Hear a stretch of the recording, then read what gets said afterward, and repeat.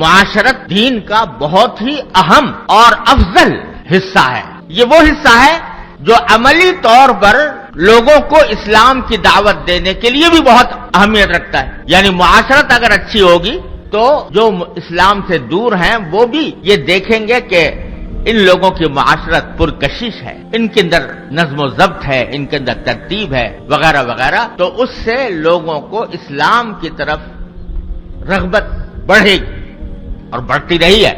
ماضی میں تاریخ ہماری اس بات کی شاہد ہے.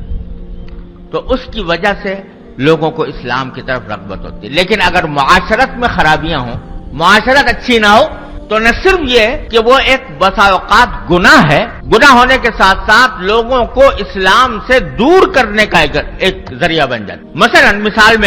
مثلاً عرض کرتا ہوں کہ شریعت نے اس بات کا اہتمام فرمایا ہے کہ کسی بھی انسان کو دوسرے سے کوئی تکلیف نہ پہنچے. المسلم من سلم المسلمون من لسانه ویده. ساری معاشرت کا لب لباب سرکار دو عالم صلی اللہ علیہ وسلم نے ان چند لفظوں میں بیان فرما دیا اور اس کا اتنا اہتمام فرمایا ہے کہ قدم قدم پر اس بات کی رعایت ہے کہ اپنی ذات سے کسی دوسرے کو تکلیف نہ پہنچے. میں عرض کیا کرتا ہوں کہ مسجد میں جماعت سے نماز پڑھنا کتنی فضیلت کی بات ہے اور کتنی اس کی تاکید فرمائی گئی ہے. یہ فرمایا گیا ہے کہ سرکار دو عالم صلی اللہ علیہ وسلم نے ارشاد فرمایا کہ جو لوگ مسجد میں جماعت کے لیے نہیں آتے میرا دل چاہتا ہے کہ ان کے گھر جا کر جلا دوں. لیکن یہ فرمایا گیا کہ اگر کوئی شخص ایسا ہے جس کی کوئی ایسا بیمار ہے کہ اس کے جسم سے بدبو آتی ہے اور اگر وہ کہیں جا کر جماعت میں کھڑا ہوگا تو لوگوں کو بدبو آئے گی، تو اس کے لیے جماعت میں جانا جائز نہیں، گھر میں بیٹھ کے نماز پڑھے. کیوں؟ جماعت کی فضیلت کو چھوڑ دے، اس لیے چھوڑ دے کہ میری ذات سے کسی کو تکلیف نہ پہنچے. یہ اتنا اہتمام فرمایا ہے شریعت. قدم قدم پر آپ دیکھیں گے مثالیں کہ شریعت کے احکام یہ ہے. میرے والد ماجد حضرت مولانا مفتی محمد شفیع صاحب قدس اللہ تعالی سرہ، اللہ تعالیٰ ان کے درجات بلند فرمائے. ایک مرتبہ ایسا ہوا، ہم بچپن کا زمانہ کہ بیت الخلاء میں گئے اور وہاں سے گندگی کو بہائے بغیر آ گئے. تو حضرت والد ماجد رحمۃ اللہ علیہ نے فرمایا بعد میں کہ تم سمجھتے ہو کہ صرف یہ ایسے ہی غلطی ہو گئی، یہ تم نے گناہ کبیرہ کا ارتکاب کیا ہے. اس لیے کہ دوسرا آدمی جب آئے گا اس کو نفرت ہوگی، اس کو تکلیف پہنچے گی، اور کسی کو بلا وجہ ناحق تکلیف پہنچانا گناہ کبیرہ ہے. تو گناہ کبیرہ کا مرتکب ہو تم.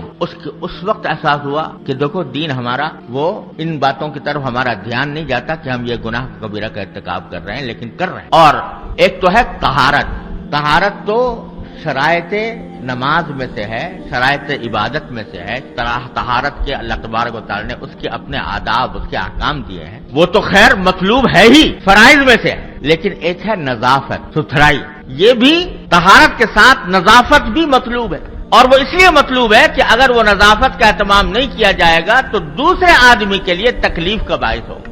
اس کا نتیجہ یہ ہے کہ چونکہ یہ بات ہمارے معاشرت کے حصے میں اس درجے میں داخل نہیں ہوئی، اس کا نتیجہ یہ ہے کہ بعض اوقات ہم لوگ دوسروں کے لیے باعث نفرت بن جاتے ہیں. آپس میں ہم بیٹھے ہیں، اس لیے بلا تکلف عرض کرتا ہوں کہ بعض یہ مغربی اقوام ہیں، انہوں نے ان کے ہاں طہارت کا تو کوئی تصور ہے نہیں. اندر سے دیکھو تو گندے ہی گندے، اس واسطے کہ طہارت جب نہیں تو گندگی ہے. لیکن نظافت کا اہتمام انہوں نے کیا. اس نظافت کا اہتمام کرنے کا نتیجہ یہ ہے کہ ان کے غسل خانوں میں اگر جاؤ، جو عام غسل خانے ہیں بازاروں میں بنے ہوئے، جن کے اندر جو عام لوگوں کے استعمال کے ہیں، وہاں جا کر دیکھو تو آپ کو پانی کی ایک بوند بھی فرش پر پڑی ہوئی نہیں ملے گی، صاف ستھرے ہوں گے.